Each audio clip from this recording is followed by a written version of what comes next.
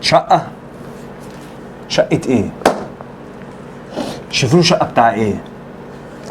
يا محمد ممكن بعد اذنك تفهم وتستوعب الكلام. فتحي عينيكي فيا يا محمد. عارفة عينيك، فتحي عينيكي كده.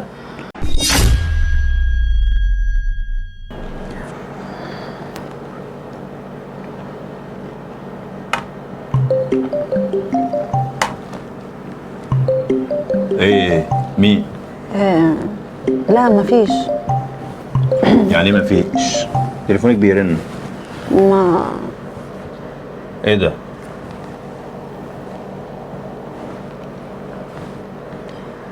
ايه مين دي؟ مفيش ده اولاد عمي. طب ومسجلاه ميمي ليه؟ عندي. عادي؟ طب ارن عليه؟ ثواني. لا لا. ترن عليه ليه؟ انا مش فاهم حاجة. مين الرقم ده؟ في ايه يا محمد؟ وانت بتكلمني كده ليه؟ انت بتلجلجي ليه كده؟ مفيش. بدل انت عملت كده يبقى في إنا. في إنا؟ في إنا. مين ده؟ بقول لك ولاد عمي. بقول لك مين ده؟ ولاد عمي والله. ولاد عمك نتصلوا بولاد عمك. لا تتصل ايه؟ قولي الصح. يعني ايه تتصل بيهم يا محمد؟ وانت شاكك فيا؟ مين؟ والله العظيم ولاد عمي. ورب الكعبة، ورب الكعبة هديكي بيها وهي مغلية يا محمد. قولي. والله ابن عمي. ايه اللي انا سمعته ده صح؟ والله ابن عمي، ما فيش حاجة بيني وبينه، وهو اهو. اتصل بيكي ليه؟ بالراحة يا محمد، بالراحة. أنا ما عملتش حاجة والله. بالراحة. ابن عمي هو، ما فيش حاجة بيني وبينه والله. بالراحة بالراحة بالراحة خالص. أنا بالراحة، أنا بالراحة. كملي كملي كملي. بالراحة بس بقى على الحاجات دي، عشان الحاجات دي غالية عليا ماشي. والحاجات ديت أصلا عشان أنا إيه، ما بص ما اقومش هفرتكك دلوقتي. انت دلوقتي بيكلمك ليه؟ قولي. يا محمد والله ما في حاجة بيني وبينه، اقسم بالله هو بيكلمني. بصي لي، خلي عينيكي في عيني كده. عايز منك ايه؟ مش ده اللي كان خطيبك؟ هو كان خطيبي. حلو. ينفع ابن عمك اللي كان خطيبك يتصل بيكي وانت متجوزه؟ هو ابن عمي برضه، مش حد غريب عني. مش ده اللي حارب الدنيا عشانك وكان عايزك وكده، واهلك في الاخر فشكلهم عشان هو فاشل مش بتاع شغل.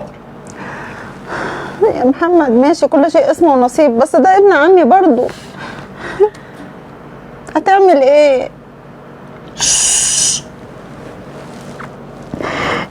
استرها يا رب.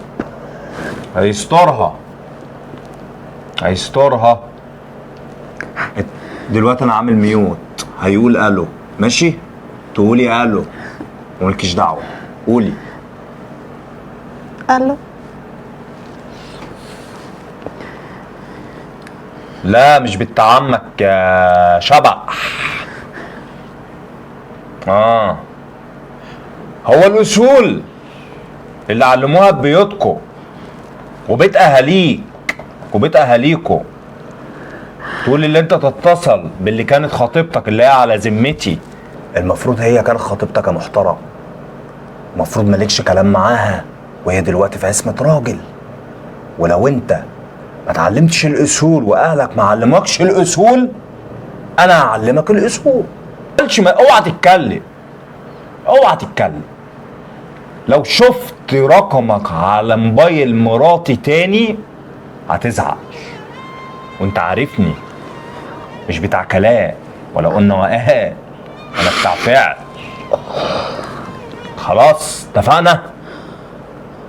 انا بكلمك قدامها، قسما بالله لو شفت رقمك على موبايل مراتي تاني بتحترم بقى، بدل بينكم حاجه حصلت بتحترم. فاهمني؟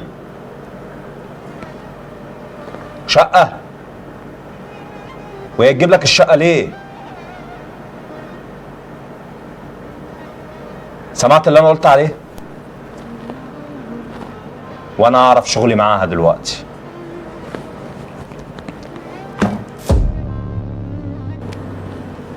شقه ايه؟ شوفوا له شقه بتاع ايه؟ يا محمد ممكن بعد اذنك تفهم وتستوعب الكلام فتحي عينيكي فيا. يا محمد عارفه عينيك، فتحي عينيكي كده. هو انا مش عامل حاجه غلط. هو ليه الواحد لما بيعمل حاجه صح بتفتكروه غلط؟ انا عندي حق ولا لا؟ مين؟ السؤال انا عندي حق ولا لا؟ اللي انا اقول لك ما تتكلميش واللي انا اكلمه عندي حق فيه ولا لا؟ هتنكري؟ يا محمد هو ابن عمي. هتنكري؟ طب انا هفهمك ايه اللي حصل. الله يعكر مزاجك يا شيخه.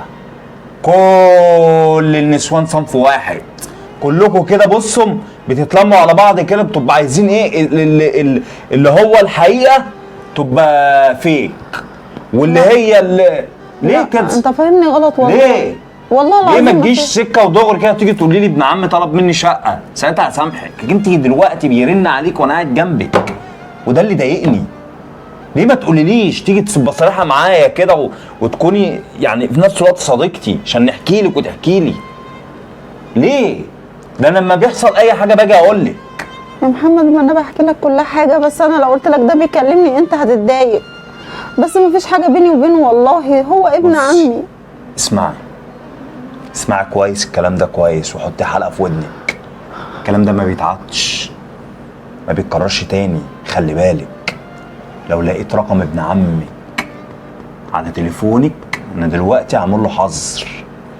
لو لقيت الرقم ده على ابن عمك رن عليكي هتكوني طالق بالتلاتة.